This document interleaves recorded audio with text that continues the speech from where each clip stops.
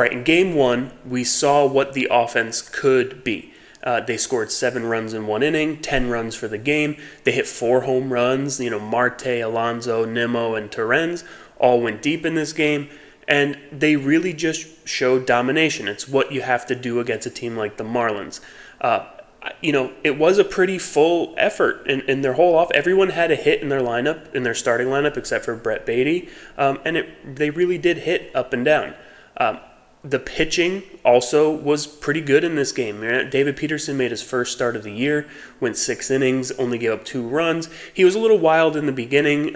He walked a couple batters. He just didn't seem as sharp, but got better as the game went on. And he ended up really good. 6 strong innings for his first start of the year, only giving up 2 runs. That's all you could really ask for, especially in a first pitching outing of the year. Now, I will say if it wasn't the Marlins and it was a good team, it might not have been that great because he was putting runners on base with walks and hits.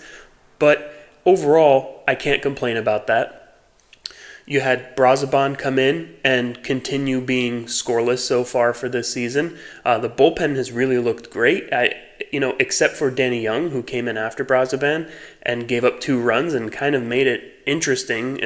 Came in at 10-2 and it ended up 10-4 with a couple guys on base. It wasn't easy for Danny Young, and he's really been the only weak point in this bullpen so far. But overall, the first game was very clean, very good. You saw some offense. You saw some good pitching. So I really am happy with what we saw out of game 1. All right, moving on to game 2. In my opinion, this is the worst game of the year so far. Not only were the bats quiet, Senga looked fine. Senga, I don't think had a great game, but he didn't have a bad game either. Gave up 4 runs, only 2 of them earned because of an error by Lindor. But overall, Senga was okay. The bullpen, obviously with Kranick pitching 3 innings, was great. So there were some good things in this game. We saw Nimmo hit a home run for a second game in a row. This wasn't all bad, but honestly, I went to bed that night thinking, man, Lindor really lost us this game. But sleeping on it now and kind of thinking about it a little bit later, I really think there's something going on with this offense. You could see it the whole game. They're not smiling. They're not having fun. This isn't the same team that we kind of fell in love with last year. They're not acting the same way. And I really think the pressure is getting to them. Last year, after having a horrific start, they had no pressure anymore. And they had that team meeting, and JD Martinez said, hey, we don't have any pressure anymore. Nobody expects us to do anything. Let's just go out there and play. And they played great because they were loose and they were having fun and they were just having fun playing baseball again. And then this year, after getting Juan Soto, you come into the season with these expectations. We put the expectations on them. Other, media people have put the expectations on them, and they put them on themselves. They put a target on their own back by signing Juan Soto first off, and then Francisco Alvarez going out there and saying, I think we have the best lineup in baseball, right? And then you have, Brandon Nimmo coming out and saying, we don't want to be the little brother anymore. We're not happy with that. We want to be the team in New York. You're putting a target on your own back, and that's fine if you back it up.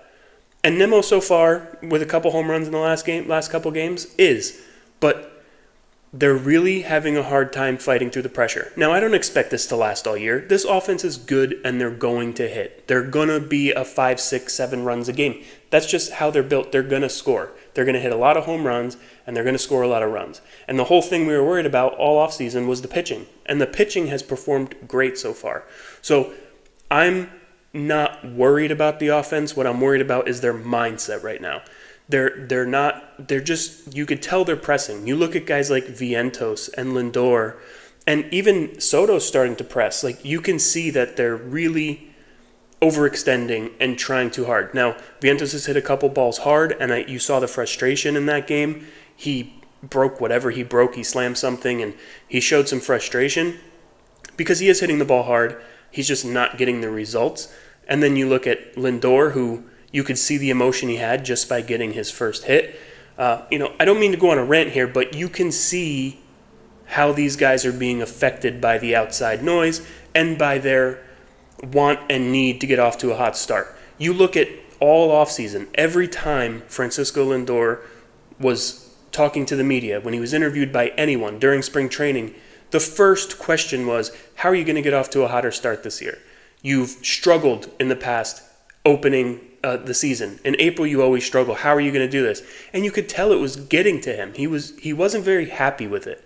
And stuff like that gets in your head. So you see him last night with just a single up the middle, which wouldn't have even been a hit if the Marlins weren't playing the infield in. And he showed that emotion, slamming his bat down. He finally got a hit, right? That's all part of playing tight and playing. They're just under so much pressure, and it's self-induced, a lot of it. So, like I said, I think they'll be fine. But, and listen, there's no worry that we're 5 games into a season. I'm not going to sit here and say that they're done, and that's ridiculous. You see all these people on Twitter, X, whatever, saying that Lindor's trash, and the team is trash, and Alonso needs to hit 5th, and, Soto is overpaid. Listen, it's 5 games into a season, and you're coming after an offense that's going to hit eventually. I really have no concerns that eventually they'll hit. But it's a mindset that needs to change at this point. They're all swinging early in counts. It's a struggle, and there's no consistency. Because you see on Monday night, they scored 10 runs. And then Tuesday night, they scored 2 runs. And one of them was a solo home run. So they're not stringing hits together. They're not being consistent. Eventually that will come. The big hit will come. The consistency will happen. I'm not worried about that, but that's the reason why. They're struggling with a mental issue right now. They're the hunted, and they don't know how to deal with it yet. That should come. Hopefully that comes. I'm not concerned about it yet, but it is something that you have to kind of keep an eye on. Now, obviously, that's not all that happened in Game 2. There was good things, like I said. Senga being good and at least coming through it healthy and pitching well, getting some innings. Kranick giving you 3 really strong innings out of the bullpen. That's important. Another guy that you can trust in that bullpen. But yeah, overall there was some good, some bad in Game 2. Those 2 Lindor errors are bad. You never see that happening. That's another reason to say, there's something going on in his head. And he just had a baby, and they're all human. I get that. So we need to give a little bit of grace there and understand that they're just people. And honestly, guys, you got to stop talking like this is the end of the year because they lost the game to the Marlins on April 1st. Come on. The season's not over. We're 5 games in. All right, Game 3 just ended. And it wasn't pretty, but the Mets got the win. Jose Butto got the win in the game. Brazoban got the save. And overall, listen, they needed to win this game. They won it in 11 innings. It was not pretty, like I said, but they got it done when they had to. It doesn't make me super excited to beat the Marlins 2 out of 3 and barely scraping by, but they got the win. Pete Alonso was obviously the big star of the day. Big 3-run home run. Also had 2 doubles. He had 4 RBIs in this game. He was just locked in the entire time, no matter who he was facing. He just looked great. And honestly, without him, I don't think the Mets win this game. They obviously don't win this game, but they probably weren't even close. He was the only one doing anything offensively. You look at Luis Torrens. He also had a great game. He defensively, more than anything, he threw a runner out trying to steal. He had a couple really good plays at the plate, good tags, and really he was just really good. And having a guy like him as a backup catcher who can step in when your starter is out for a long time is just a luxury that a lot of teams don't have. Torrens is obviously one of the better backup catchers in the game, and he's proving that right now just by being able to play every day, being out there. He didn't start the game, but he made a huge impact in it.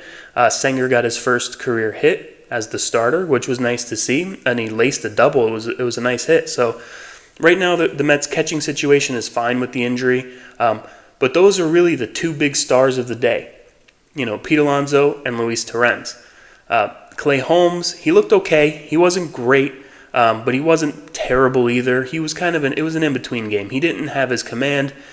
Same thing we saw in the last start, 4 2/3 innings.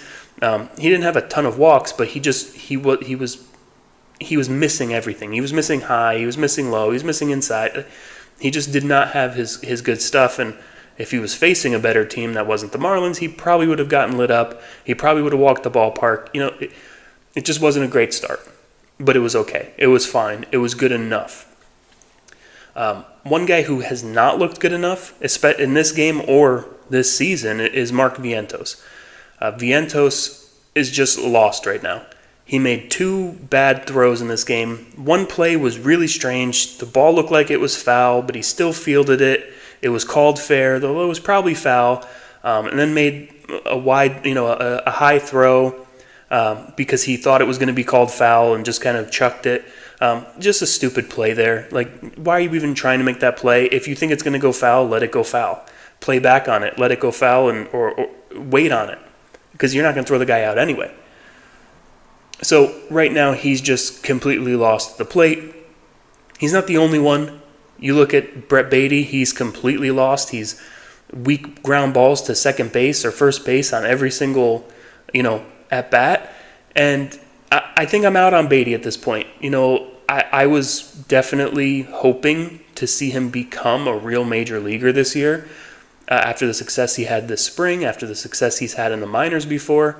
But so far this season, and especially in this game, he's just another guy who looks lost. He looks like he just cannot perform at this level. And it's sad to say, but I think I'm just out on him. I just don't think he's ever going to be anything at this point. It's only 6 games into the season, and I'm sure they're not ready to pull the plug yet because, honestly, Acuna hasn't done much either. I think at this point we're just waiting for McNeil to come back and hoping that's sooner rather than later. But, yeah, I'm kind of just done with Beatty. Obviously, I mentioned Brazaban got his first career save in this game. He's looked great. The bullpen in general looked very good in this game, other than Minter, who ran into some trouble. He was clearly having some control issues. And then Danny Young. At this point, Danny Young just needs to be gone. He's the only guy who comes out of the bullpen that you have zero confidence in. And I know there's a lot of people who were very high on Danny Young. I don't get it. I know maybe his metrics and whatever. I don't care. If you look at what your eye sees, Danny Young is not good, and he needs to be gone. I'm sure he will be sooner rather than later. We'll see. I'm sure it's not after today's game, but he's not going to be around much longer. And if he is, it's going to be in mop-up. He's never going to be in a big-time situation again. That kind of brings me to my other point of how the bullpen was used. I think it was really strange. I understand why Diaz was in the game. He needed to get work. He hadn't worked in a while, and they had the off day tomorrow, so they were getting him in the game no matter what. And I understand that once you have him warmed up and ready to go for the 8th inning, you can't pull him back and then have him warm up again for the 9th. I get that. But it was very wonky, kind of the way that the bullpen was used. I understand they had to get some guys work, and it looked like they were going to lose the game until Pete hit that home run. But it was just, I don't know. I didn't like it. I find it hard to second-guess Mendoza. But when it comes to the bullpen, I don't always love his decisions. I just always find that he doesn't always go with the hot hand. It's always pre-planned. He knows who he's going to go to. And instead of kind of looking at the situation and going with different guys, he kind of knows in his head who he's going to go to in what situation or what inning. And I don't always know that that's the best way to go about it. So yeah, the bullpen was pretty good overall in this game and in this series. And that's really it for like highlights. This wasn't a pretty game. This wasn't a fun game. Maybe I'm crazy, but I saw a lot of people on X after the game saying it was a great game and it's going to be one that sparks them. I don't see that. Other than Alonso and a couple they didn't really do much. It was a really boring game to watch. It was one that they had so many opportunities to just put it away and they never did. You look at Lindor, Soto in that 10th inning just being terrible. You expect it from Lindor, not Soto necessarily. But they're all pressing. They're still pressing at this point. They need to loosen up and play. And they're going to be fine. I'm not worried about the offense. They will hit. But in this game, you saw the issues that they have right now. And that's that they're pressing. They're trying too hard. Everyone's trying to be the hero. Nobody's just trying to move the run along. They're trying to be the one who wins the game.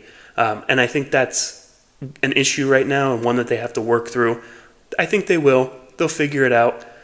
But in this game, it really brought some of those issues to light. And in this series, a lot of those issues were brought to light. Now, going into the complete series, kind of the keys to the series, the Mets were lucky to win this one. And I didn't think that's what I would be saying sitting here at the end of a 3-game series against the Marlins, who were probably, if not the worst, one of the 3 worst teams in baseball. And I really thought this was going to be kind of a get-right series, and it looked like it. The first game, they scored 10 runs, and they looked amazing. And then all of a sudden, they're losing the second game and about to lose the third game if it wasn't for a late-inning home run. So this should not have been this close. This should not have been a series that we were sweating about. It should have been one that honestly was over in the 5th inning, the 4th or 5th inning, all 3 of the games. But the Marlins are a scrappy team. I'm not going to take anything away from them. They're just that feisty kind of team that's going to keep hitting. They keep swinging the bat, and they're going to try to make something happen. So really, it was honestly a pretty good series to watch overall if you're not a Met fan. But if you're a Met fan, you saw some of the issues that we have. Really, the whole series, the Stars, Alonso, and then Nimmo had 2 home runs in the series. Other than that, it was kind of just a ho-hum, not much offense. The pitching was fine. Max Kranick, 3 innings in Game 2 out of the bullpen was great. Seeing Senga back and healthy was great. Clay Holmes, he was okay. Peterson was good in his start, although he had some command issues as well. So overall, won the series, took what you had to, 2 out of 3. You took the bare minimum. I would have preferred a sweep, but I'm not going to. I'll take 2 out of 3 on the road. But that's really it. It wasn't that crazy of a series. And that's all I got. So until next time, let's go Mets.